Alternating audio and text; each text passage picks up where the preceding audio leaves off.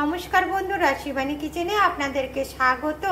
আজকে আমি মুগ ডাল মাছের মাথা দিয়ে করব। এই জন্য মুগ ডালটাকে সিদ্ধ করে নিয়েছি। এবার চলুন সাঁতলে নিই। এই দেখুন বন্ধুরা, পেঁয়াজ, আদা, রসুন, কাঁচা লঙ্কা করে পেস্ট করে নিচ্ছি, সাথে টমেটো। বন্ধুরা, তেলটা গরম হয়ে গেছে, এবার মাছটা ছেড়ে দিচ্ছি।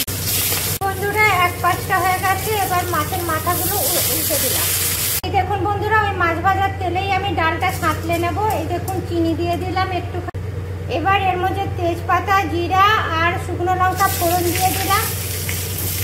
এবার এর মধ্যে আদা, পেঁয়াজ, রসুন, কাঁচা লঙ্কা, টমেটো বাটাটা দিয়ে দিচ্ছি।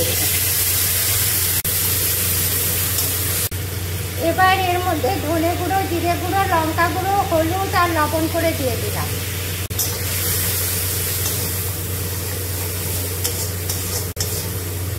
মশলাটা সিদ্ধ হওয়ার জন্য একটুখানি এই দেখুন ডালের জল দিয়ে দিলাম। এবার এর মধ্যে এই দেখুন মাছের মাথাটা দিয়ে